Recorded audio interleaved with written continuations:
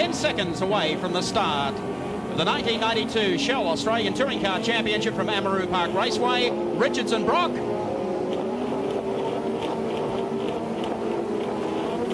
Racing. Brocky off the line, but look at the four-wheel drive advantage as he tries to cross to the inside. A block out the challenge. Wayne Park gets away beautifully on the outside as they come roaring up to the top of Itchabay. The two Nissans side by side over the top and down into the Dunlop Loop, and it is Peter Brock who will lead it from Wayne Park. Oh, Glenn Seaton very much sideway on the exit. There's Dick Johnson muscled in there. The GIO Nissan well back in the pack as Brocky stretches him coming down the back straight for the first time. A good start. And 0-5, the man who this morning pole vaulted from position number 5 to the front of the field. Alan, a good start. You don't see a bad start from Jim Richards very often, Mike, but he definitely fluffed that one, and he held Mark Scaife up in the process. Brocky was wheel spilling off the line, but he's still with Jim's just hesitancy. A very long start, I might add. It's supposed to be 4 seconds. It was like 24 seconds. Yeah, I was going to agree. That was a very long start. I don't know what it is with those fellas with the buttons, but it's meant to be 4 seconds from red to the green. But Peter got a great start, and here he is now where he likes to be, out in front.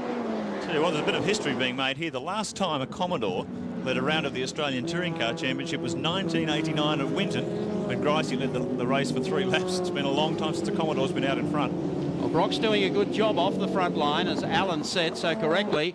Jimmy Richards got away to a terrible start, and that really gave the opportunity for Brock not only to get away. We've had a little tangle up here on the approach to the loop. One of the Corollas going through, and another one of the Commodores, I think, perhaps stranded over there. 74, the driver involved. Frank Binding. Well, something is on the car as we pick up on Peter Brock, the short run, down past the press room here at Amaroo Park Raceway. Now, Alan, given the wear we're going to have on tyres today, how has Brock got to play this? We've got 28 laps of competition for Heat 1. Yeah, well, he'll love doing this. This is where he really comes into his abilities. He'll be able to nurse it. He's got a nice gap. He's actually got a very comfortable gap, considering we're only 3 laps into this race. He'll be able to nurse the tires just enough to give him what he would consider a reasonable degree of tires left in the second heat. All the other fellas will be nursing as well, but it's awfully much easier to nurse from the front. Looks like Glenn Seaton in car number 30, the second of the Peter Jackson cars, getting by Wayne Park as he now picks up second. Park drops back to third. We take the car number 30 off the start to show you how the two Nissans lagged down. Glenn Seaton able to get up on the outside. You see the two Nissans across to the right as he catches one, moves up here on the inside of Jimmy Richards. Can't pass Richards. They now drop into Dunlop Loop. Brock is long gone. Wayne Park is following him and coming back to the inside, looking for a pass on the inside, but Jim closes that up. That was the start from race cam of this heat number 1. Getting pretty testy here behind Wayne Park is Trevor Ashby, one of the top Sydney drivers, and I think has done a marvellous job this weekend in the Lanesvale Smash Repairs Commodore. And here he comes up on the inside of Wayne Park. Yes, Trevor's really on a roll this weekend. He was qualifying in the top 3 in the first 2 practice sessions yesterday. Behind him, the action starting too. Johnson and Park locking horns in the 2 Sierras. Well, Dick Johnson didn't participate in the Dash for Cash this morning, so his tires are 3 laps fresher than the field. He's reasonably happy with the setup on his car, although he wasn't too far up on the grid, but coming through now with a vengeance. That shot is really hard on our cameraman. They come to the top of Bitchapave Hill again. Dickie Johnson, the Shell Sierra, car number 17, picks up the inside back wheel as he makes the downhill approach to Dunlop Loop. It's a terrible feeling at the top of the hill, Mike, when you hit that curb, because you can roll over and you got a nice bank waiting for you. They won't want to do it too much harder than they're doing. It's normally just picking up the left rear, but if they ever hit it with both sides, front and rear, then it's quite easy to flip one of these cars. Alan, you perhaps might like to talk us around a lap of Amaroo Park as we take our Dunlop race cam with Dick Johnson trying to pick up Trevor Ashby and also Glenn Seaton as they come down to the late corner. Down into the late corner, down hard on brakes, into second gear, a little bit of a turn there. He's fighting the wheel. Now he's planted it. Here we come into third. Just a little nurse looking at that arm co on the left-hander, and now again, bang, hitting it. You can see how close to the arm co he was. Up through the transmission, well over 100 miles an hour over here. Now starting to think about this curve. You can't see where you're going. Just didn't hit the curve that time, or we would have seen the car jiggle a little bit. nip it in here a little bit, feed it. You notice he's not hurting, he's nursing the tires, he's not thrashing the car. If he's thrashing it, his steering wheel would have been in the other 180 degrees the other way. He's just coaxing it around. Another little coax here through the right hand on the back straight. And here the engine not terribly under stress at the moment. Whoop, a little bit of a brake lockup perhaps. Corolla in the way, traffic. Now he's going to zip up behind this Commodore in front of him. Again, tight on brakes. Actually, driving, well, yes, again, he's got bogged there. The turbo lag, he wouldn't have liked that. He'll try and nail this car on the straight for sure. Here he comes now. Completion of one more lap. Trevor Ashby got away from Dick that time with a bit of acceleration. Now the pop-off valve with the Nissans are playing with. We also have rev limiters on the Sierras. 7.5 on the Sierras and 7.5 on the V8 Commodore. So the engines are not screaming as we have heard them in the past. The engine percolating along just very nicely in go shell go well mode there, mate. And a good plug for it too. Peter Brock continues to lead. Glenn Seaton runs in second. I'll tell you what, Brocky's done the best bolt of all time. He has opened the gap up to probably about 10 car lengths. There's not a lot between this four. You can probably see just going into the late corner. There's Brocky now, followed by Glenn Seaton, then Trevor Ashby, right behind Dick Johnson. That's the top four on the field at the moment. John Bowe would be next, followed by the two Nissans and then the first of the BMWs. But here's Brocky. Well, definitely controlling the race, and he's got pace. He's certainly not worried, as you can notice. Not throwing the car around. He's nursing that car, controlling his tires, not sliding, just coming around that loop nicely, putting on the power. He's got enough power to obviously stay in front of this field. And the finishing position, Mike, in this race is he doesn't have to be 20 miles in front. He just has to get by. So he'll be watching his rearview mirror now to see just how close Glenn Seaton can sneak up on him. No, not too much of that brake lockup, although not too savage. Only a concern when you see a great plume of smoke come out from the tire. You know that it's had a real big flat spot, and then we'll start vibrating and shaking the car to death. Here's Dick Johnson having a go at Trevor Ashby. Not gonna like this one, doing everything. Oh, Dick very gentlemanly there, I must say. Ashby a real handful around here, but there he's through, and he was definitely being held up by that Commodore. That was a good move, and it was caught by our race cam. John Bowe was having a big run as well there in the 18 car. As Ashby going through in the 3 car, then the two Winfield Nissans nose to tail. We certainly can't complain about the racing not being tight enough. There's only 6.97 seconds between the leader Brock and Jimmy Richards and the Nissan, so these leading guys are all bunched up very tightly. This is what we want to see. Keeping in mind, I know we mentioned at the top of the show, John Bowe yesterday came out and took pole away, provisional pole, from both Mark Scaife and Jimmy Richards, then pole position number 1 for the trophy test this morning. And then unfortunately, it all got away from him, so he had to start back on the 3rd row today. Now this is getting interesting with car number 2, Mark Scaife, up on the inside now. Trevor Ashby, moment of truth. Well, Ashby's no chicken around here. They do a lot of development work here, and he's been driving at Amaroo for many, many years, and certainly does have a handle on this circuit, and he's not allowing these guys just to run by as they feel like it. Look at this, a BMW. Those were the BMWs that weren't going to go very well, Mike, but they seem to be up there fairly quickly already. Alan Jones splits the two Nissans. The Nissan's heavily handicapped. And we saw at the start a repeat of what we saw in the Winfield Triple Challenge at Eastern Creek only earlier this year. With that reduction in horsepower, they really do bog down on the line. Now the race is well and truly into a nice mode here. Actually, Ashby's making life difficult for everybody, but no, he's in the race along with everybody else. A nice move there by the first of the Winfield cars, and here comes the second one looming up. Not going to outbrake a BMW into late corner, that's for sure. And look who's sneaking up behind Jimmy Richards and Tony Longhurst. So the two B&H BMWs getting well and truly a move on, and we're not even 10 minutes into this first heat. Well, we started the race with 5 Commodores in the first 15 cars, 5 Sierras, the 2 BMWs, and the 2 GTRs. And here we are all now grouped up nice and tight with Brocky out in front and Trevor Ashby holding the second Commodore as we see him at the moment. Quite amazing yesterday at the press conference after qualifying. Alan Jones made a few derogatory remarks about the fact that he'd known that the BMWs had to carry 60 kilos and there were 25-minute races rather than one 50-minute race. He may have they had second thoughts about even wanting to drive this season. I pointed out to him this morning that I thought that was a fairly unfair criticism, not only of the series, but give it a chance for at least one race. And here they are, right up on the tail of the Nissan. Yes, in the first heat already. Yeah. Now, it is clouded over Amaroo Park Raceway. Had a brilliant day of sunshine up until about 10-15 minutes before the start of this race. I reckon the temperature's knocked off 10 degrees and rain looks quite imminent. Now they've come up to work away on Trevor Ashby, and to his credit, Ashby hasn't done anything wrong in this race. When he's got offline, he's held his line. He hasn't tried to charge back and close the gate on everyone. Now the two Bimmers are going to attack Ashby as they run downhill. Good chance here under brakes into the right-hander. The bottom, not quite. He's guarding his corners. He's using the track as he would. And the Commodore's a wide car, hard to get by.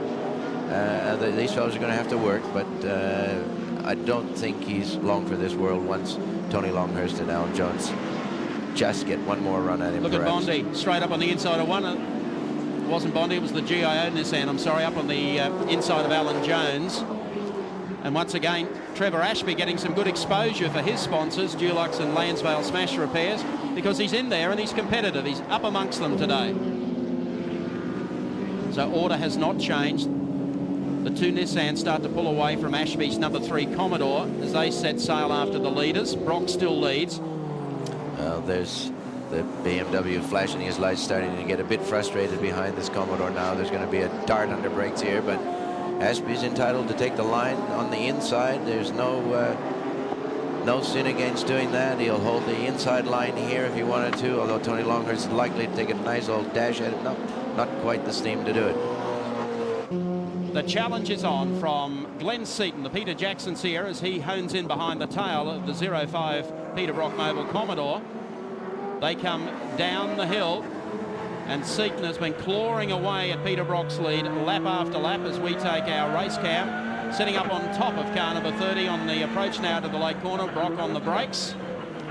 Well, there's no doubt that we've got a good set of tires on both of these cars. Bridgestone covering both Peter Brock and Glenn Seaton. They've obviously got a batch that's working well here today.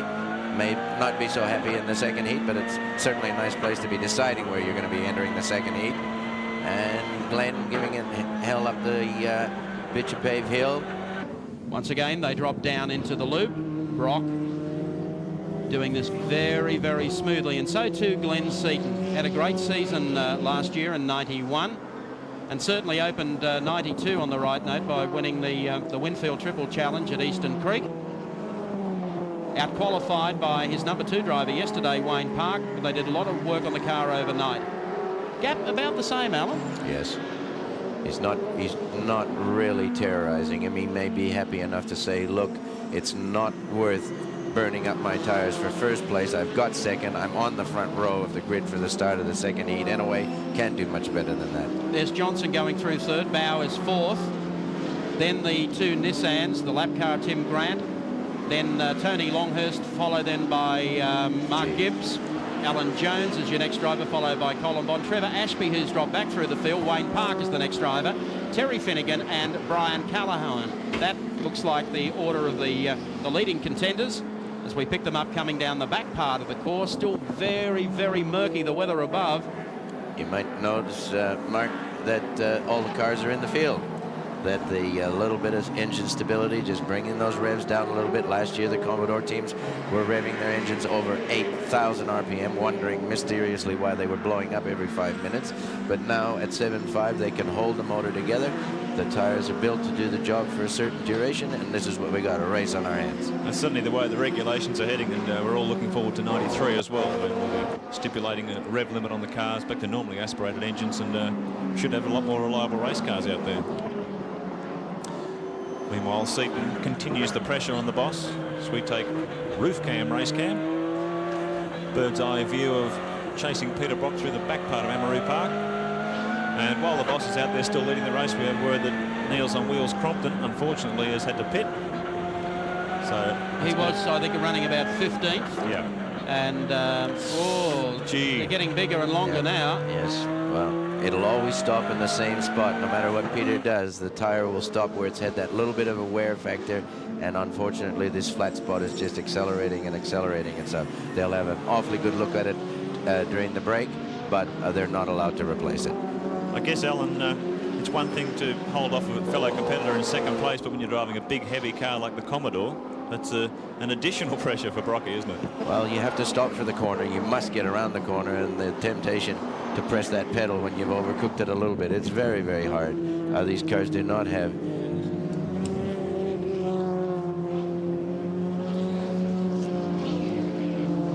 Okay, Peter Brock continues in the number 05 Mobil Commodore. The gap probably opening up. Brock actually opens that up just a little bit. Neil Crompton's in the pits. Let's go down to Andy Raymond. Yeah, problems with the second of the Mobil cars. Neil Crompton, what went wrong?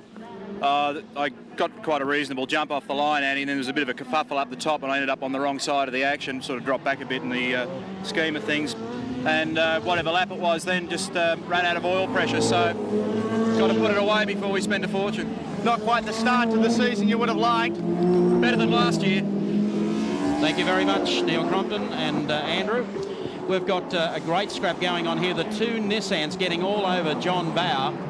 Bower was running back behind Dick Johnson, so they've been able to separate DJ at the moment. Johnson just exiting that turn. Bower catches himself just a little offline going through there. One thing we must remember, Michael, these cars do have the four-wheel drive. They're the only two in the field with the four-wheel drive. And in a race of this strategy where you're trying to nurse your tires, they've got the ability to have each corner being nursed nicely. The car itself is helping them along.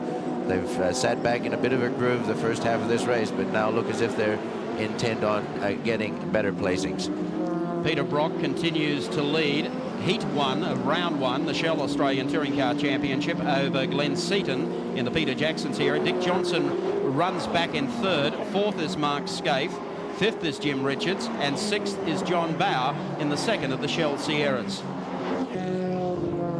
Now the whole idea is to try and just keep this tight on the exit to this turn. Keep it very tight, because here comes Jim down the inside. Side by side, and Richards in the Winfield Nissan. Johnson comes down, but he's got to get back behind him because he's going to have Mark Scaife up the inside as well. Once Mark Scaife in the number 2 car, that's Richards hammering around the back of Johnson there. Yes, I must apologise, I got the cars wrong there. It was Mark. Well, a lot of red cars, hard to follow there, Michael. No, I got it wrong all day, actually. That time, but, by our counting, there's 3 laps to go in this heat, so things heating up toward the end of Heat 1. Well, they're heating up for third, but the situation remains about the same at the front of the field. Peter Brock leading from Glenn Seaton's Sierra. These three have had a great scrap. And there's the little Bimmer still in there. yes, not exactly out of it. No, it's not out of it, is it? John Bower closes up now into the tail of the boss's car, number 17. As they come down the back straight. Let's take race cam with Dick Johnson. It's been a fascinating scrap between you and the Nissans, Dick. More than fascinating, pal, I can tell you. Pretty busy here, Mike, I can tell you. Yeah, I won't hold you up for too long. That's all right. How's the car feel, and the tyres, more importantly? Well, the car feels fantastic. And the left rear tyre feels like a bowl of custard. Now, come on, Dick. At least we could have got a bloody, ice cream cone. Oh, well, maybe we better leave you alone. Little oversteer there. Nicely held. Oh, is that me mate AM, is it? Yeah. Why aren't you out here, buddy? Well, you're doing it so well, Oh, and actually, I think you're having it a bit easy. Get yeah. your foot down and chase those 2 cars in front of you, mate. I'm trying. I'll let you get back and try. Talk to you later. Okay. Thanks, pal. Dickie Johnson. As the two Nissans, Mark Scaife and Jimmy Richards, run nose to tail. Looking for that break. It's Peter Brock still leading, going down to the late corner. 23 minutes, 30 seconds. And I tell you, this is going to be close, because Glenn Seaton, as you'll see shortly, is getting a little bit closer to the tail of Peter Brock's car as these two cars exit the turn. There's the last lap board being held. Last lap board, so is Brocky going to come up with a heat win? I'll tell you what, if he does, he's going to create even more history. The last time a Commodore won a round of the Australian Touring Car Championship was 1987 at Surfers Paradise. It's been that long since a Commodore has won a round of the Touring Car. Hang on, it's not over yet, Mark. Let's not get into the history books. Glenn Seaton is going after Peter Brock in the biggest possible way as they come down the back part of the course. The last lap board is out. Two big braking areas here. This one at the end and bottom of this hill, and then again at the lake corner. Sierra a little bit lighter, might be able to take advantage, but looking a bit too far back. A little bit too far. Yeah. But he closes and closes quickly under brakes. They're coming up to the short straight. There's no room. A few lap cars. Checkered flag at the ready. Great New drive. regulations, and Peter Brock takes heat number 1 of round 1 of the Shell Touring Car Nationals at Amaroo Park. Second place will go to the Peter Jackson teamster, Glenn Seaton, and Mark Scaife will finish third. Jim Richards fourth, Dick Johnson fifth, and sixth place will go to John Bowe in car number 18.